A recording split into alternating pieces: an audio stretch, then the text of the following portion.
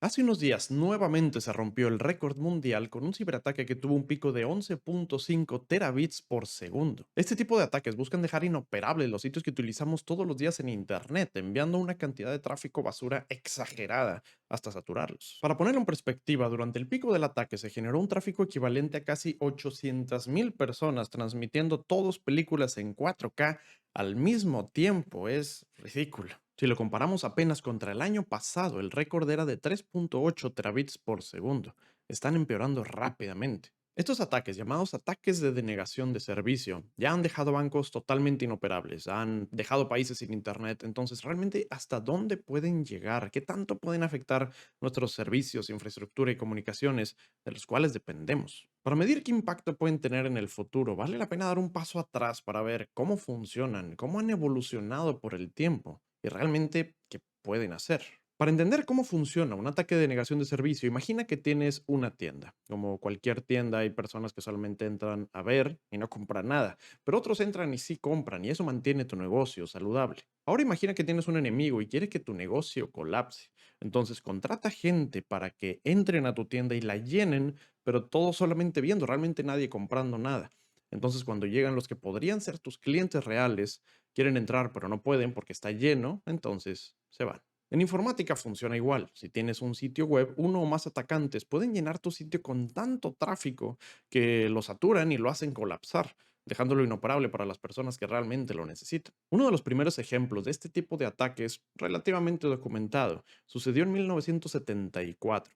Un estudiante llamado David, con solo 13 años, aprendió que en su escuela tenían unas terminales que aceptaban un comando especial llamado ext y escuchó que un compañero dijo que solo servía si la terminal tenía conectados dispositivos externos. De lo contrario, la terminal fallaba totalmente y dejaba de responder y tenía que reiniciarse, cosa que en ese entonces tomaba mucho tiempo y aparte podía dañar algunos componentes. Entonces, se le hizo gracioso ver qué pasaba si hacía un programa que de manera automática lanzara ese comando a todas las terminales al mismo tiempo, y efectivamente todas dejaron de funcionar y se hizo un caos en la escuela. Ahora, este ejemplo para estándares de hoy es relativamente simple, pero se considera uno de los primeros ataques de denegación de servicio. Tuvieron que pasar más de 20 años para que veamos el siguiente caso documentado. Un proveedor de Internet llamado Panix implementó en 1996 un sistema para que sus usuarios pudieran bloquear correo basura. Hoy en día se nos hace algo normal, incluso esperado, que un proveedor de correos bloquee correo basura.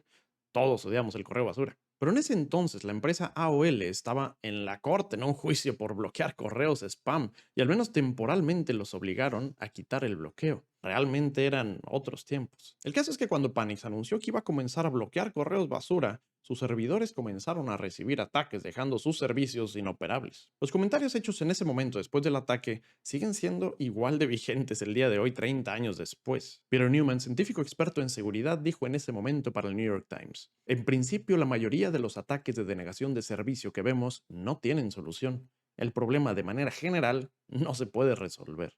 La propia empresa, en su declaración del ataque, comentó: la naturaleza del Internet, que está diseñado para permitir que las máquinas se comuniquen compartiendo un mínimo de información que las identifique, hacen a todos los sitios de Internet vulnerables a este tipo de ataques. Nunca se supo si el ataque realmente fue por el bloqueo de correos o porque casualmente hacía unas semanas ese método exacto de ataque había aparecido en una publicación en la revista 2600 de Hacker Quarterly en una sección llamada Flood Warning o advertencia de inundación. Me encanta que la publicación indica tal cual: no lo uses sin permiso. En serio, es muy, muy malo. Es probablemente una de las peores formas de ataques de denegación de servicios que existe. Nadie se podrá conectar al servidor atacado. Es malo. Y el código lo incluye en completo, pero comienza similar, gritando que es extremadamente peligroso, y el autor no se hace responsable. Sin embargo, en ese ataque se estaban enviando 150 paquetes por segundo. Paquetes es otra manera en la que se miden este tipo de ataques. Cloudflare, en su ataque reciente, dice que recibió en el pico 5.1 BPPS o billones de paquetes por segundo. Claramente, los ataques han empeorado. Ahora, desde que se hizo de conocimiento general el impacto que podían tener este tipo de ataques en negocios o servicios, comenzaron a evolucionar rápidamente. En 1999 se detectó una de las primeras herramientas en utilizar la arquitectura estilo botnet, en donde se infectan muchas computadoras para después hacer ataques coordinados de manera distribuida. Esta herramienta, llamada Trino, tenía equipos maestros que el atacante controlaba y cientos de equipos infectados. con una señal desde uno de los rápidamente contra una universidad de Minnesota por más de 48 horas. Todo el proceso de este programa fue documentado con detalle en agosto del 99 y todavía puedes ver el documento con sus comandos, funcionamiento y posibles defensas que veían en ese momento. Sigue siendo todavía una muy buena lectura en la historia del Internet.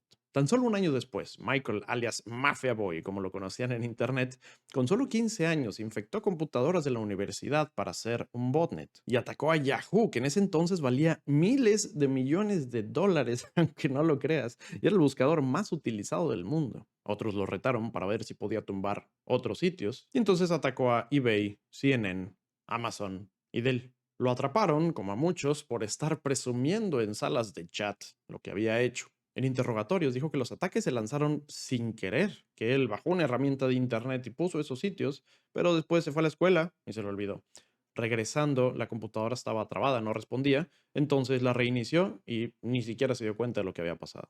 Como era menor, lo sentenciaron solo a 8 meses, pero muchos años después, en un libro que escribió, aceptó su responsabilidad, pero aún diciendo que no tenía idea del daño que iba a hacer realmente. En los medios los encabezados decían que los niños de 15 años podían comprometer a todo Internet.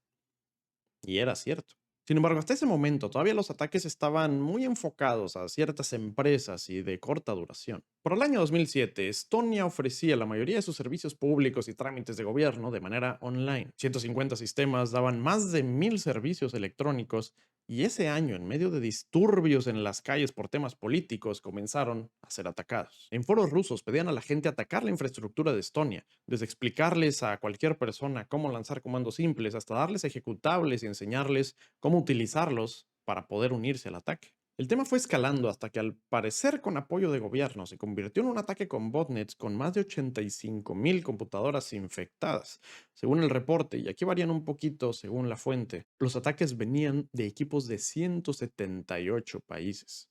Eventualmente los ataques terminaron cuando se tranquilizó la situación política, pero de nuevo demostró que los servicios de los que dependemos pueden ser inhabilitados fácilmente bajo demanda. Ahora, de aquí en adelante, los ataques ya han mutado mucho y se han hecho cada vez más elaborados. En 2012 y 13, decenas de bancos de Estados Unidos no podían operar bien porque estaban bajo un ataque constante que duró meses, llamado Ababil, y parecía no terminar. Imagínate que en tu país los bancos constantemente estuvieran cayéndose y sin servicio y que no hubiera nada que se pudiera hacer al respecto. En 2014 ocurrió algo que se había teorizado que podía pasar, pero no se había visto o al menos documentado tal cual. Más de 450,000 dispositivos, pero ya no solo computadoras, sino ruteadores, televisiones, PlayStations y hasta refrigeradores que tuvieran un sistema operativo fueron infectados y se estaban agregando como parte de una botnet. En ese momento se utilizó pero para envío de correos, no tanto por ataque de DOS, pero este tipo de cosas empezaron a ser comunes y empezaron a vender el servicio en el cual alguien ya tenía una botnet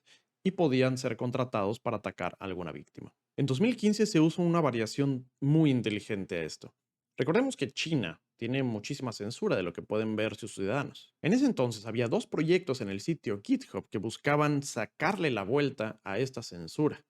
China se dio cuenta y decidió hacer algo que no se había visto hasta entonces. En lugar de estar buscando infectar dispositivos, lo que pasaba es que cuando una persona en China entraba a Baidu, un buscador muy famoso allá, su computadora, sin que ellos se dieran cuenta, se integraba como parte de un botnet. Una vez que creció suficiente, comenzó el ataque hacia GitHub y por 5 días lo mantuvieron batallando con los servicios y en momentos con apagones totales. Pero esto fue una gran escalación en los ataques orquestados por un país. Y en 2016, uno de los malwares más importantes nació y comenzó a ser probado en Internet, Mirai. Similar al caso de 2014, Mirai buscaba en automático dispositivos conectados como monitores de bebé, cámaras de seguridad y otros dispositivos para infectarlos. Una vez que detectaba uno, probaba con cientos de usuarios y contraseñas comunes y en ese entonces la seguridad era peor incluso que ahorita. Entonces la mayoría de los dispositivos nunca le cambiaban el usuario y contraseña, entonces fácilmente llegaba y los infectaba. Cuando lo infectaba, no nada más se instalaba, sino buscaba software competidor, otros malwares y los desinstalaba, bloqueaba puertos administrativos para que no pudieras entrar y se quedaba esperando para recibir comandos de un servidor de comando y control. Casualmente, hace tiempo hice un video donde muestro cómo te pueden hackear con una entrevista de trabajo falsa. Y algo que hago ahí es mostrar cómo programar el malware y el servidor de comando y control Y hago todo. Entonces, si te interesa, te voy a dejar por ahí la liga en la descripción. Regresando, mira, hay algo que lo diferencia del resto es que el código fuente fue publicado. Por lo tanto, desde 2016, incluso hasta este año, variantes de Mirai han sido encontradas en Internet atacando sitios cada vez de maneras más elaboradas. Y ese mismo año se utilizó también, pero para atacar la infraestructura de un país completo, Liberia. El problema con Liberia es que todo su Internet para todo el país llega a través de un solo cable. Entonces atacaron constantemente operadores del país, todo el tráfico saturaba el pobre cable y dejaba todo el país por momentos sin Internet. Este tipo de disrupciones son las que nos preocupan. Algo interesante es que según investigaciones, el autor original de Mirai fue Paras Ha, quien casualmente era dueño de una empresa que vendía servicios para mitigar ataques de DOS. Mira, nada más que mejor que tú crear a tus propios clientes con otra herramienta, ¿no? De ahí en adelante, realmente todo han sido variantes de lo mismo y hay muchos ejemplos. Pero algunos patrones interesantes que podemos ver son, los ataques pueden ser hechos por países y grupos o hasta por individuos. Aunque como tal no roben datos, este tipo de ataques pueden detener instituciones públicas, servicios, bancos y otra infraestructura. Los ataques se están incrementando muy rápido de severidad. Tal vez Cloudflare tiene la infraestructura para soportar un ataque de 11.5 terabits por segundo, pero no es el caso de todos los proveedores. Y como nos dice la historia, algunos gobiernos están dispuestos a organizar y pagar para este tipo de ataques. Para responder a la pregunta original, ¿puede un ataque de DOS apagar el mundo? Hasta el momento este tipo de ataques por sí solos tal vez no afecten a la infraestructura pública como servicios de luz o agua. Sin embargo, aunque el ataque no rompe la tubería del agua, sí rompe la fila de espera para apagarla. Nuestra sociedad depende de sistemas, proveedores y terceros. Cuando tumban este tipo de comunicación y servicios, y si de manera organizada atacan a diversas instituciones gubernamentales y financieras al mismo tiempo, nos puede meter en un gran problema.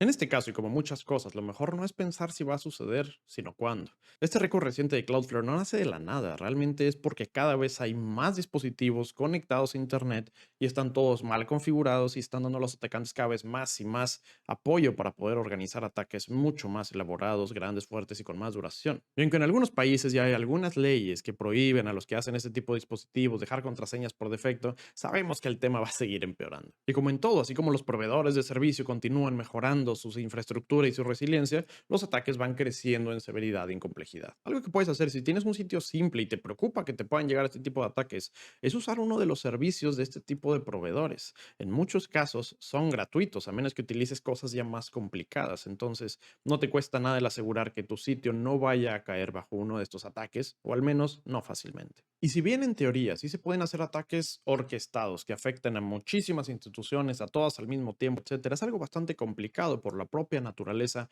abierta de Internet y de cómo funciona la transmisión y comunicación entre los propios dispositivos. Y al mismo tiempo hay varios proveedores que ofrecen servicios para mitigar esto. Entonces el hecho de que haya varios proveedores ayuda. De lo contrario puede pasar algo como ha pasado hace tiempo en donde afectan, por ejemplo, a AWS y AWS tiene problemas y se cae temporalmente y se afectan a miles de sitios que todos están en el mismo proveedor. ¿Tú qué opinas? Tal vez para cuando ves este video ya hay otro récord. O incluso tal vez haya uno que no mencioné y sea tu favorito. Por favor, coméntalo en los comentarios y hasta pronto.